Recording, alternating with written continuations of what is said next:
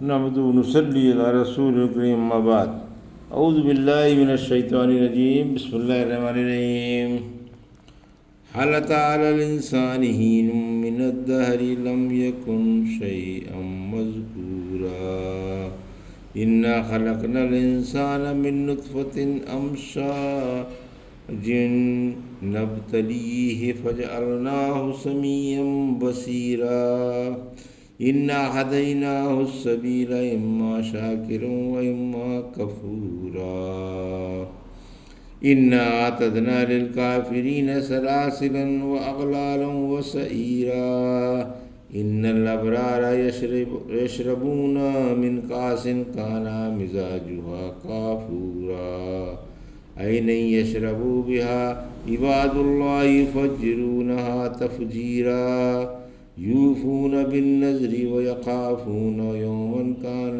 شرہ مستطیرا ویطعمون الطعام علی حبہ مسکینا ویتیما واسیرا انما نطعمکم لوجہ اللہ لا نرید منکم جزاء ولا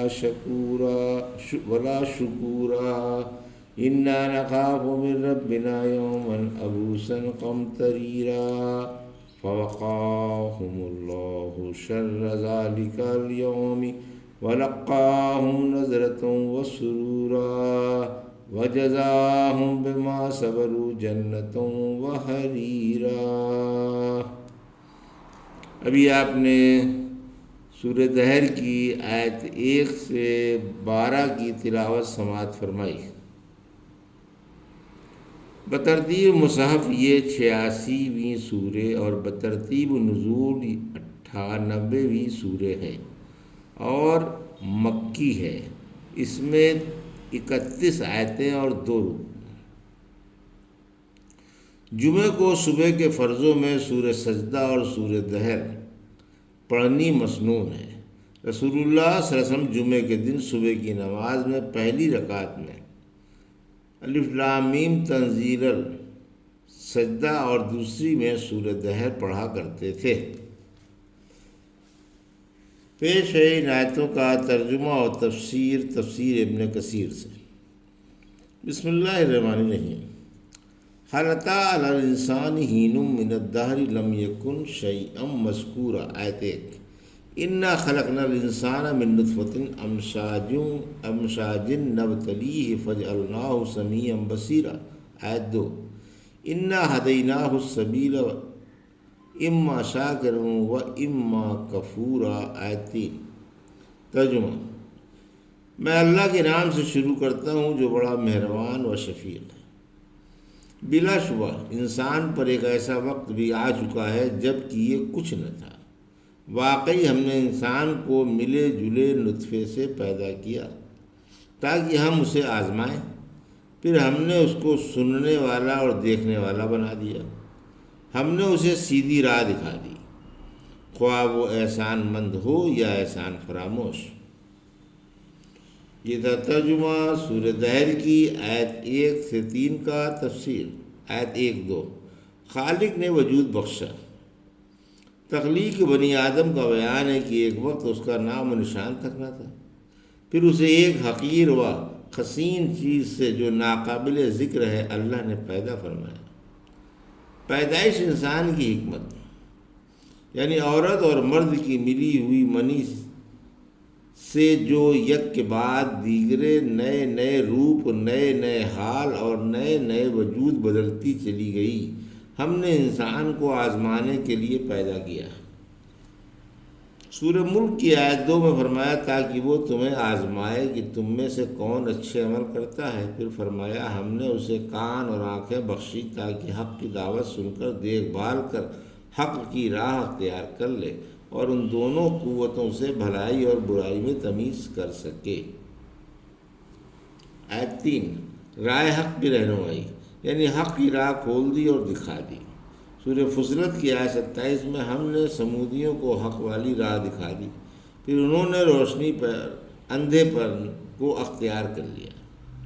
سورہ بلد کی آیت 10 میں ہم نے اس کے سامنے بھلائی برائی کی راہیں واضح کر دی۔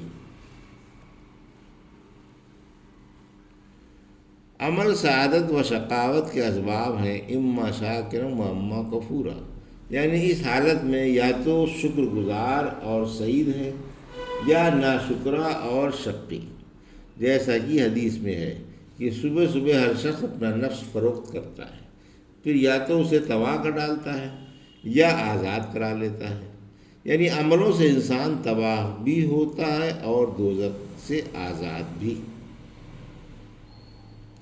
گھر سے باہر جانے والے کے سر پر فرشتے کے علم کا سایہ ہوتا ہے یا شیطان کے علم کا۔ جب کوئی شخص اپنے گھر سے باہر نکلتا ہے تو اس کے دروازے پر 2 جھنڈے ضرور ہوتے ہیں، ایک جھنڈا فرشتے کے ہاتھ میں ہوتا ہے اور ایک شیطان کے ہاتھ میں۔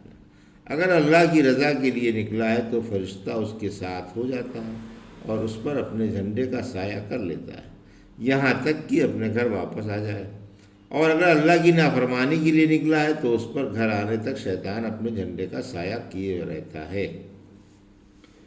انا اعتدنا للکافرین سلاسلا و اغلالا و سعیرا، آیت 4۔ ان الابرار یشربون من کاس کان مزاجها کافورا، آیت 5۔ نہیں یشرب بہا عباد اللہ یفجرونها تفجیرا، آیت 6۔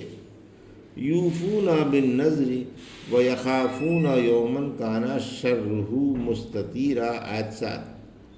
یطعمون الطعام علی حبہ مسکینا ویتیما واسیرا، آیت 8۔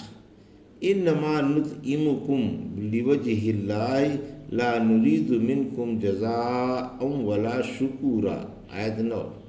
انا نخاف من ربنا یوما عبوسا قمطریرا، آیت 10۔ ووقاہم اللہ شر ذلک اليوم ولقاہم نظرۃ وسرورا، آیت 11۔ وجزاہم بما صبروا جنۃ وحریرا، آیت 12۔ ترجمہ: ہم نے کافروں کے لیے زنجیریں، طوق اور شعلے مارتی ہوئی آگ تیار کر رکھی ہے۔ یاد رکھو نیک لوگ ایسے جام سے پئیں گے جس میں کافور ملا ہوا ہوگا، یعنی اس چشمے سے جس سے اللہ کے بندے پئیں گے، اور اس سے نہریں جدھر چاہیں گے نکال لیں گے۔ وہ جو نظریں پوری کرتے ہیں اور اس دن سے خوف زدہ رہتے ہیں جس کی برائی پھیلی ہوئی ہوگی، اور اللہ کی محبت میں وہ مسکین، یتیم اور قیدی کو کھانا کھلاتے ہیں، کہتے ہیں ہم تمہیں صرف اللہ کو خوش کرنے کے لیے کھلاتے ہیں، نہ تم سے بدلہ چاہتے ہیں اور نہ شکریہ۔ ہمیں اپنے رب سے اس دن کا خوف ہے جو تلخ و سخت ہوگا، پھر اللہ انہیں اس دن کی برائی سے بچا لے گا، انہیں مسرت و شادابی پہنچائے گا، اور صبر کے بدلے جنت اور ریشم کا لباس عطا فرمائے گا۔ یہ تھا ترجمہ آیت 4 سے 12 کا تفسیر۔ آیت 4، اہل جہنم کا بیان۔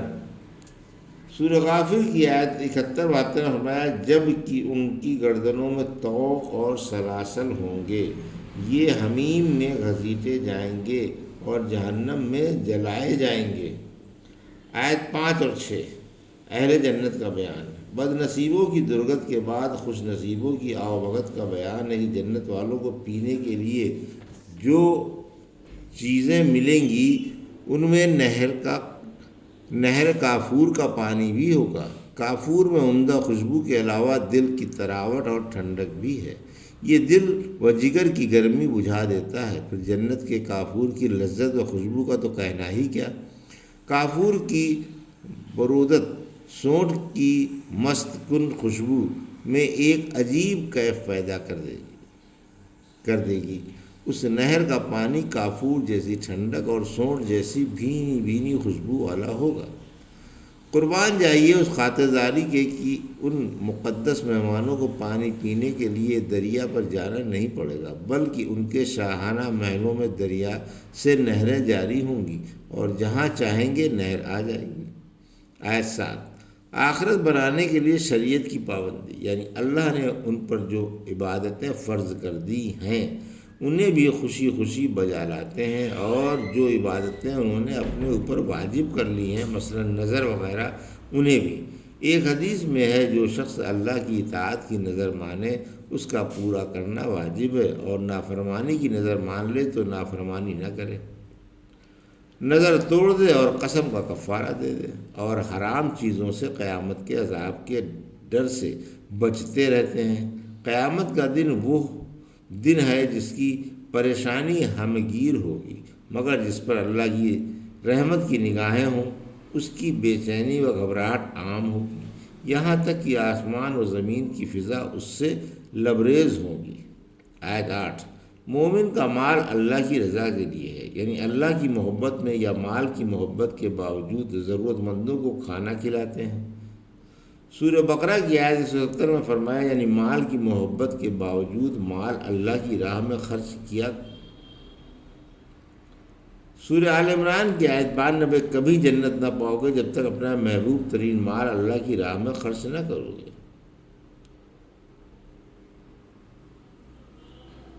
فضیلت والا صدقہ، تندرستی اور حالت بخل کا صدقہ بڑی فضیلت والا ہے۔ جب تمہیں مال کی محبت، حرص اور حاجت ہو اس وقت کا صدقہ کرنا افضل ہے۔ مسکین اور یتیم کا بیان گزر چکا۔ ابن عباس کہتے ہیں کہ اس وقت مشرک ہی قیدی تھے، مسلمان تو تھے نہیں، یعنی عام قیدی مراد ہیں۔ اس کی شہادت میں رسول اللہ صلی اللہ علیہ وسلم کا وہ فرمان ہے جس میں آپ نے بدر کے قیدیوں کی خاطر داری کا حکم فرما دیا تھا۔ انہیں مسلمان اپنے سے اچھا کھانا کھلاتے تھے۔ یا غلام مراد ہیں، ابن جریر نے عام معنی مراد لیے ہیں جو مسلم مشرک سب کو شامل ہے۔ غلاموں، کمزوروں اور ماتحتوں کے ساتھ حسن سلوک کرنے کی بہت سی حدیثیں آئی ہیں، یہاں تک کہ آپ نے دنیا سے سدھارتے وقت آخری وصیت یہی فرمائی تھی کہ نماز کا اور غلاموں کا خیال رکھنا۔ یہ اللہ والے اپنی ضرورت کے باوجود ان لوگوں کو کھانا کھلاتے ہیں اور زبان حال سے یہ کہتے جاتے ہیں۔ آیت 9 کہ ہم تمہاری خاطرداری ثواب اور رضا باری کی خاطر کر رہے ہیں، نہ ہم تم سے بدلے کے خواہش مند ہیں اور نہ یہ چاہتے ہیں کہ تم لوگوں کے سامنے ہماری تعریفیں بیان کرو۔ اللہ کے رحم کے امیدوار اس کے بندوں پر رحم کرتے ہیں۔ آیت 10 ہم یہ سلوک صرف اس لیے کرتے ہیں کہ سخت پریشان کن دن اللہ ہم پر بھی رحم فرمائے اور ہم سے اپنے لطف و کرم سے پیش آئے۔ اس دن کافروں کے چہروں سے پریشانی ٹپکے گی اور آنکھوں کے درمیان تارکول جیسا پسینہ بہتا ہوگا۔ یہ ہونٹ نکالے ہوئے اور منہ بسورے ہوئے ہوں گے، دہشت و وحشت سے ان کے چہرے فخ ہوں گے، تیوری چڑھی ہوئی ہوگی اور پیشانی پر بل ہوں گے۔ یہ دن ان کے لیے بڑا تلخ اور سخت نازک ہوگا۔ آیت 11 آخر اللہ انہیں خوف سے نجات دے گا اور اس دن کی برائی سے بچا لے گا، ان کے چہروں پر شادابی اور دلوں میں مسرت ہوگی۔ سورہ عبس کی آیت 38 نے فرمایا اس دن بہت سے چہرے کھلے ہوئے ہوں گے اور ہنس مکھ اور خوش ہوں گے، دلی مسرت سے چہرہ چمک اٹھتا ہے۔ جب نبی صلی اللہ علیہ وسلم خوش ہوتے تو آپ کا چہرہ چاند کی طرح چمک اٹھتا ہے۔ عائشہ زینب فرماتی ہیں ایک روز رسول اللہ صلی اللہ علیہ وسلم میرے پاس خوش و خرم تشریف لائے، آپ کے چہرے کے خطوط چمک رہے تھے۔ آیت 12 اللہ انہیں صبر کی وجہ سے جنت اور ریشمی لباس عطا فرمائے گا، یعنی وسیع و فراغ گھر، با فراغت عیش اور خوبصورت لباس دے گا۔ یہ تھا سورہ دہل کی آیت 1 سے 12 کا ترجمہ اور تفسیر جو بھی آپ نے سماعت فرمائی۔ بارک اللہ لی و لکم فی القرآن الحکیم، نفعنا اياکم بآیات الذکر الحکیم۔